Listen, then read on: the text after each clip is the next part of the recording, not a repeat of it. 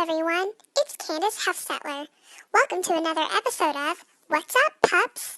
Today I will be interviewing the famous Dr. Edward Thorndike. Good evening, and thank you for having me. So today you're here to tell us why your learning theory, the law of effect, is the best learning theory. But before we get into that, why don't you start by telling us a little about yourself?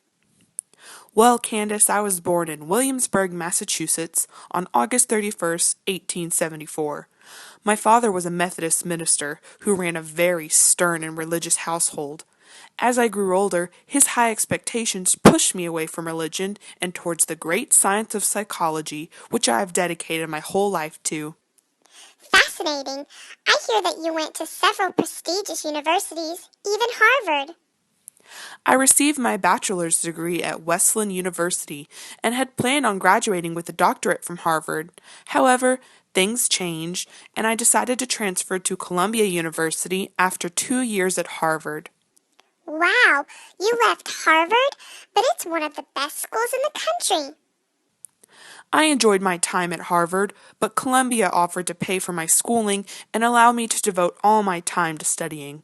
It was an offer I just could not refuse. You then went on to teach at Columbia, is that correct? Yes, after I received my PhD, I taught there at the university for 40 years. That must have been great for you to teach at your old school. Now, why don't you tell us more about your learning theory campaign? Well, Candace, I believe that my learning theory is the best theory out there. It's called the law of effect. I came up with it after observing cats in puzzle boxes. Cats in puzzle boxes? Could you please explain more? You see, I would place a cat inside of this contraption called a puzzle box. Once inside, the cat would have to figure a way out. I would also place a piece of fish on the outside to tempt the cat to escape. The only way that the puzzle box was going to open is if the cat were to trip on a lever by chance. After escaping the box, I would then place the cat back into the box and time how long it took the cat to get out again. I completed this process many times until the cat would eventually learn that pressing the lever would lead to food and could quickly break free. Wow, that's really interesting. I wonder how well my cat would do in one of those puzzle boxes. Well, we just might have to put that to the test one day, Candace. You've got a deal, Dr. Thorndike. So, what else can you tell us about your theory? Well, based on my observations from the puzzle box experiments, I was able to conclude that a behavior is likely to be repeated if it results in a positive outcome. Likewise, a behavior that ends in a negative outcome will most likely stop. Isn't that sort of like operant conditioning? What psychologist B.S. Skinner is famous for? You're right, Candace. Dr. Skinner strongly based his work off of my law of effect. He used what I had already discovered to further his research. So if it wasn't for my work with the cats and the puzzle boxes, operant conditioning and behaviorism may have never been discovered. I didn't know that.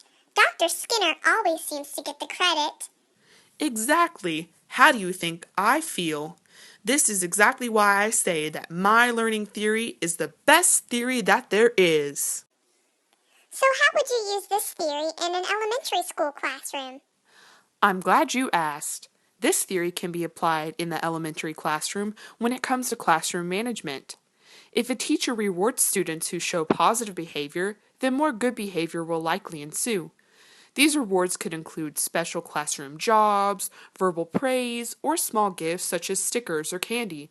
Additionally, whenever a student displays inappropriate behavior, a negative consequence will usually stop that behavior. Sometimes simply telling a student that he or she is behaving badly is not enough to fix the issue you see.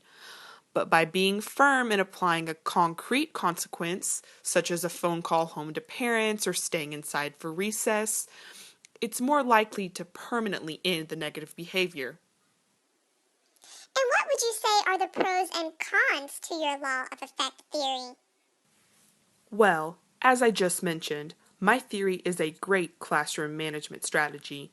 Positively rewarding good behavior, but providing negative consequences for bad behavior, will promote overall positive behavior in the classroom.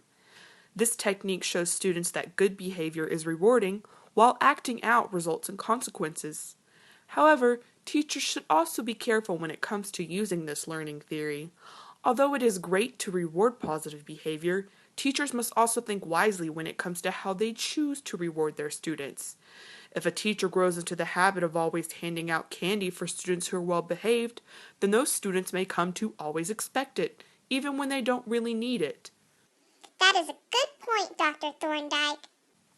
Teachers will come to find that verbal praise can make a student just as happy and fulfilled as a piece of candy, if not more. Always remember that. Great advice. Well, any closing remarks? Vote for me for best learning theory. My law of effect is the cat's pajamas.